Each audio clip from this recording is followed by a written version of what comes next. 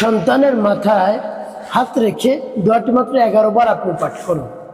সন্তান মেধাবী হবে, সন্তানের স্মরণ শক্তি বৃদ্ধি পাবে, যা পড়বে তাই মুখস্থ থাকবে। প্রিয় ভাই বোনেরা, আপনি একজন অভিভাবক, আপনি সন্তানের কষ্ট দেখে আপনার কষ্ট লাগে যে আপনার সন্তান অনেক চেষ্টা সাধনা করে, রাত জিগে জিগে লেখাপড়া করে, তারপরে সকালে উঠে আবার পড়ে, সকালে ঘুমায় না, এভাবে অনেক কষ্ট ক্লাস করে, তারপর আপনার সন্তান পড়া মুখস্থ রাখতে পারে।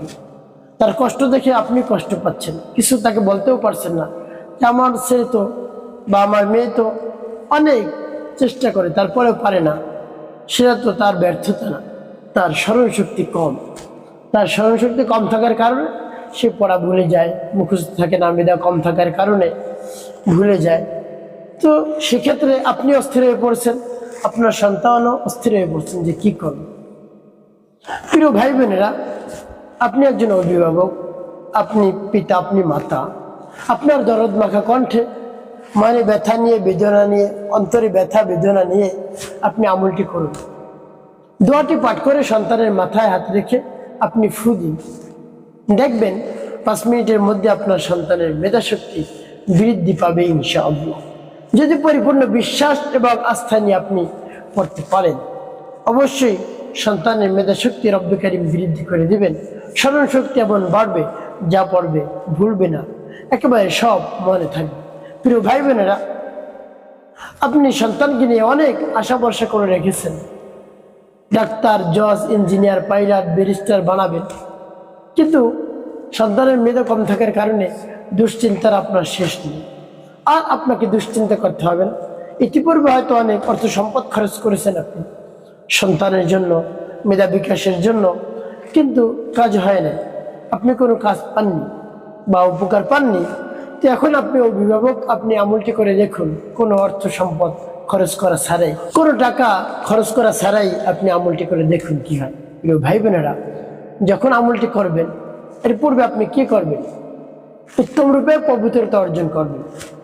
পবিত্রতা অর্জন করে কিবলামুখী হয়ে পবিত্র একটি স্থানে বসবেন আপনার সন্তানকে নিয়ে।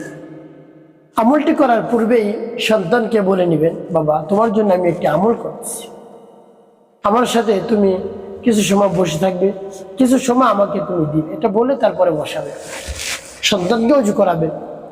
এভাবে অজু করে আপনি এবং আপনার সন্তান কিবলামুখী হয়ে বসবেন। বসে সর্বপ্রথম কি পাঠ করবেন? জীবনের গুনার কথা স্মরণ করে ক্ষমা প্রার্থনা করবেন, হে আল্লাহ আমার জীবনের সমুদায় গুনাহ খাতাগুলো মাফ করে দিন, আমার অন্তরকে পাক পবিত্র বানিয়ে দিন, আপনার নূরের আলো দ্বারা আমার অন্তরকে আলোকিত করে দিন, তাহলে আমার জীবন সুখময় হবে, শান্তিপূর্ণ হবে। এভাবে বলবেন। তারপর 3 বার দুরূদ শরীফ সাল্লাল্লাহু আলাইহি ওয়াসাল্লাম, সাল্লাল্লাহু আলাইহি ওয়াসাল্লাম, সাল্লাল্লাহু আলাইহি ওয়াসাল্লাম। এভাবে যখন দুরূদ শরীফ পাঠ করা হয়ে যাবে, এরপরে আপনি সেই দোয়াটি পাঠ করবেন সন্তানের মাথায় হাত রেখে। তো প্রিয় ভাই বোনেরা, সেই দোয়াটি অনেক সহজ, আমাদের সুপরিচিত দোয়াটি। আপনি একবার শুনলে মুখস্থ করে নিতে পারবেন। সেই দোয়াটি পাঠ করার পূর্বে রব্বুল কারীমের কাছে একেবারে বিশ্বাস নিয়ে বলবেন মনে মনে, আল্লাহ আমার সন্তানটার মেধা শক্তি বৃদ্ধি করে দিন, মেধা বিকাশ ঘটিয়ে দেন, আল্লাহ স্মরণ শক্তি বৃদ্ধি করে দিন, আল্লাহ যা পারবে তাই যেন মুখস্থ করতে পারে, তাই যেন মুখস্থ থাকে, পরীক্ষায় ভালো ভালো রেজাল্ট আমাকে পরে। অনেক কষ্ট করে আমার সন্তানকে নিয়ে আপনি তো দেখেন, হ্যাঁ আল্লাহ আপনি তো আলিমুম বিযাতিস সুদূর, সব কিছু আপনি দেখেন। তো এভাবে আল্লাহ রাব্বুল আলামিনের কাছে বলবেন, দেখবেন আপনার দোয়া দরখাস্ত আল্লাহ রাব্বুল আলামিন কবুল করে নিয়েছেন ইনশাআল্লাহ। তো প্রিয় ভাই বোনেরা, এভাবে বলে তারপরে দোয়াটি পাঠ করবেন। দোয়াটি পাঠ করে পরবর্তী কি কি করবেন বলে দিচ্ছি, এই দোয়াটি বলে নেই। বিসমিল্লাহির রাহমানির রাহিম, সুবহানাল্লাহি ওয়াল হামদুলিল্লাহি ولا إله إلا الله الله أكبر سبحان الله والحمد لله ولا إله إلا الله الله أكبر। এবার যখন পাঠ করে যাও সন্তান মাথায় কি ফোক, তারপর আপনি আবারও পাঠ করবেন, বিসমিল্লাহির রাহমানির রাহিম, সুবহানাল্লাহ والحمد لله ولا إله إلا الله الله أكبر سبحان الله والحمد لله ولا إله إلا الله الله أكبر তারপর আপনি মনে দরুদ আবার পাঠ করবেন বিসমিল্লাহির রহমানির রহিম সুবহানাল্লাহি ওয়াল হামদুলিল্লাহি ওয়ালা ইলাহা ইল্লাল্লাহু আল্লাহু আকবার সুবহানাল্লাহি ওয়াল হামদুলিল্লাহি ولا إله إلا الله الله أكبر পাঠ করা শেষ আবার একটু শুনুন এভাবে কতবার পাঠ করবেন গুনে গুনে আপনি 11 বার পাঠ করবেন যখন পাঠ করা হয়ে যাবে এরপরে একটু দোয়া পাঠ করবেন ইয়া যাল জালালি ওয়াল ইকরাম ইয়া যাল জালালি ওয়াল ইকরাম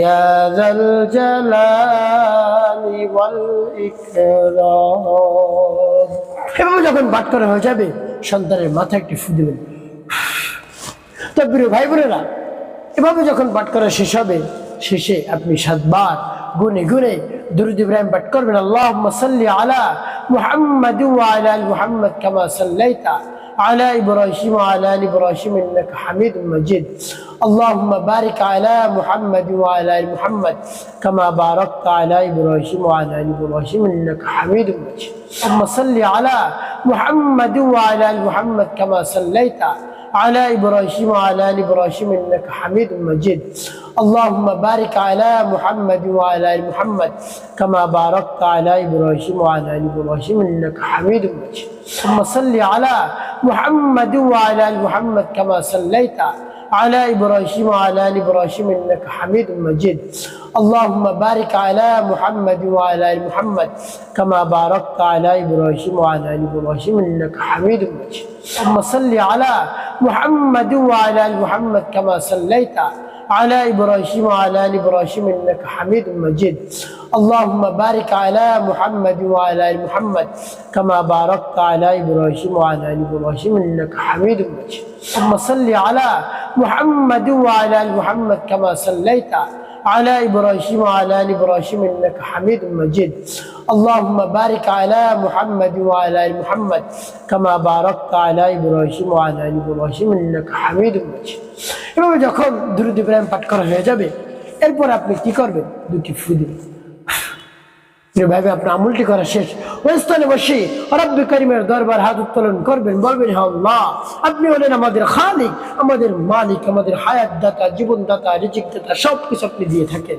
আল্লাহ আমার মনের ব্যথা বিতরা দূর করে দেন সন্তানকে নিয়ে অনেক পেরেশানির মধ্যে পড়ে গেছে পেরেশানি দূর করে দেন আমার সন্তানকে মেধা শক্তি বৃদ্ধি করে দিন স্মরণ শক্তি বৃদ্ধি করে দিন যা পারবে সব কিছু যেন মনে থাকে পরীক্ষায় ভালো ভালো রেজাল্ট যেন আমাকে উপর দিতে পারে সেই রকম তৌফিক আপনি দান করুন হে আল্লাহ স্বর্ণাপন্ন হয়েছি আপনি আমাকে খালি হাতে ফিরিয়ে দিন না এভাবে অভিভাবক মাতা পিতা যদি সন্তানের জন্য দোয়া করতে পারে আমলটি করতে পারে অবশ্যই রব্বে কারীম আমল কবুল করে নেবেন সন্তানের মেধা শক্তি বৃদ্ধি করে দেবেন ইনশাআল্লাহ একটি কাজ করতে হয় 5 ওয়াক্ত নামাজ আদায় করতে হবে মানুষের কল্যাণে খিদমত কাজ করবে অবশ্যই আপনার জীবন হবে সুখময় এবং শান্তিপূর্ণ।